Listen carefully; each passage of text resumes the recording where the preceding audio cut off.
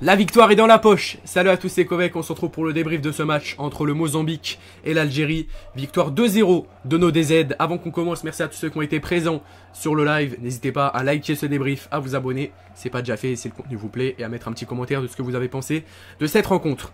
On commence directement à parler de ce match, et un match qui a été pas si facile que ça, surtout en première mi-temps. Et on va commencer par parler des changements de Djamel Belmadi qui ont permis à cette équipe algérienne de gagner ce match, puisqu'en première mi-temps c'était assez compliqué. C'était assez compliqué, pourquoi? Parce qu'on se faisait un petit peu bousculer par cette équipe du Mozambique. On savait que c'était pas l'équipe la plus facile de ce groupe G, et on s'y attendait très clairement, et voilà, on a subi beaucoup d'occasions. Et voilà, ils nous ont beaucoup fait mal en première mi-temps. Ensuite il y a eu cette seconde période où Belmadi a décidé de faire des changements et on a marqué à la 69e minute avec une superbe récupération et une passe pour Chaibi sur le côté droit qui n'a plus qu'à frapper. Et ensuite l'ouverture du score de Chaibi sur une superbe frappe. Enfin non, sur une frappe d'abord. Ensuite ça revient sur Chaibi, la frappe de Chaibi, pied droit magnifique. Ça finit au fond des filets et le gardien est parfaitement trompé. Et ensuite le but des Zerouki, c'est encore sur une erreur mais... Et ensuite la récupération de l'Algérie, c'est presque une passe décisive de Chaibi qui a failli être décisive 2 fois, buteur et passeur. Et ensuite le petit ballon pour Zerouki qui a plus qu'à, dans la surface, qui n'a plus qu'à contrôler et à frapper. 2-0 pour l'Algérie. Donc voilà, ça a été un match à la fois dur en première mi-temps et qu'on a su bien gérer en seconde période avec, j'ai envie de dire plutôt un Belmadi qui a fait un coaching décisif.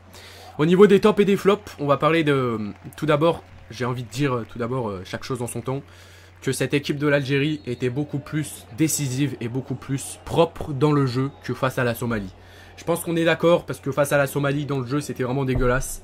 Mais là, j'ai senti une équipe d'Algérie qui s'est sentie revivre et ça m'a fait vraiment plaisir.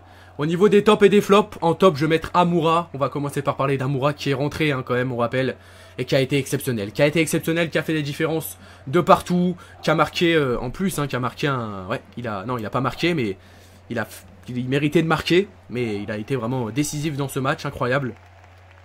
Amoura Mandrea a été décisif, il nous a sorti des parades exceptionnelles en première mi-temps. Après en seconde période, il n'avait pas été si dérangé que ça. Chaibi pour moi a fait un superbe match aussi, il a marqué, il a fait des superbes différences. Voilà, il a fait mal à cette équipe et à cette défense du Mozambique. Les flops maintenant, Mahrez pour moi, Gouiri, Fegouli en vrai je vais dire et Zerouki. Et en top aussi j'ai oublié, je vais dire aussi il y en a un qui a fait beaucoup de bien à cette équipe algérienne, c'est Boudaoui. C'est Boudaoui qui a fait beaucoup de différence depuis qu'il est rentré, qui a fait beaucoup de bien à cette équipe algérienne. Donc voilà, n'hésitez pas à me dire vos tops, vos flops en commentaire. Islam Slimani, j'ai oublié de vous dire, c'est blessé. Il est sorti, du coup il a laissé sa place à Amoura. Voilà, il a laissé sa place à Amoura qui a fait un match exceptionnel. Voilà, c'est le destin, vous voyez. Slimani qui se blesse et qui laisse sa place à Amoura qui fait un match exceptionnel. Aïssa Mondi est sorti sur blessure, donc il y a Slimani et Mondi qui sont blessés, 2 blessés. Et je vais parler d'une décision arbitrale qui m'a vraiment mis hors de moi tout à l'heure. Il y a Attal qui part tout seul en contre sur le côté droit, enfin presque tout seul.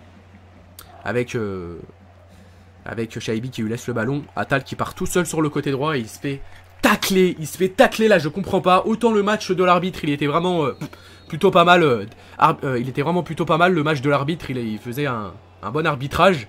Mais là, autant ce tacle d'assassin, vraiment d'assassin de Gaspard sur Attal, il a failli lui casser les 2 jambes.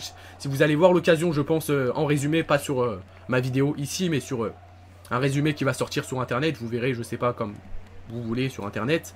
Mais si vous voyez l'occasion, les gars, franchement, Attal qui se fait casser les 2 jambes pratiquement, il a failli lui casser le corps, il a failli tout lui prendre, il a failli l'envoyer dans une tempête, l'envoyer dans le stade, dans les tribunes, et je comprends pas, Gaspard qui prend un carton jaune. Et là vraiment, autant on va pas se plaindre de l'arbitre parce qu'on a gagné, etc.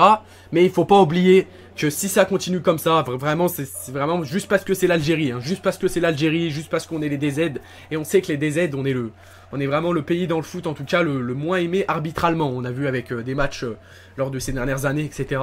Comment c'est possible que Gaspard ne prenne pas de carton rouge sur un tacle où il a failli prendre presque un couteau de boucherie et couper la jambe à Attal? Comment c'est possible de prendre un carton jaune sur cette occasion par contre? Comment c'est possible qu'en Big 2023, Youssef Attal se fait déchiqueter et que Gaspard, le joueur comment il s'appelle déjà, Mozambique, pardon, ne prenne qu'un carton jaune? C'est inacceptable. Et vraiment, si ça continue comme ça, bon, on va se faire voler, enfin, on va se faire avoir à chaque occasion, quoi. Sachant qu'Atal, c'est déjà un joueur très faible qui se blesse beaucoup, que j'aime beaucoup d'ailleurs, hein, qui est vraiment très bon pour moi, mais qui se blesse beaucoup. Donc pour moi, voilà, ce genre d'occasion n'a plus lieu d'être. Et il fallait directement sortir le carton rouge. L'arbitre a été trop sympa, voilà. C'était le petit coup de gueule. En tout cas, maintenant, on va reparler de ce match avec Belmadi qui gagne le match grâce au changement. Hein. C'est un petit peu un match... autant il n'y avait pas de tactique face à la Somalie. Pas de tactique du tout du côté de Belmadi. Mais là, j'ai l'impression qu'une tactique est en train de se créer. Enfin, était en train de se créer avec ce match. Avec des changements, enfin, des changements efficaces. Et des changements qui nous ont permis de marquer et d'aller de l'avant. L'entrée de Boudaoui a fait du bien, ça je l'ai déjà dit. Bon, maintenant, voilà, je pense que je vais m'arrêter là. Hein. L'Algérie qui s'est imposée 2-0. On n'est pas allé voir le classement, on va aller le voir. Les statistiques, le classement. L'Algérie, du coup, est 6ème et première de ce groupe avec 6 points, pardon. Et se met à 3 points d'avance sur la Guinée et le Mozambique. Le Botswana est donc 4ème. Est-ce qu'on peut aller voir la suite du classement si c'est possible? Le Botswana est 4ème, l'Ouganda est 5ème et la Somalie est 6ème. Voilà pour le classement, les amis.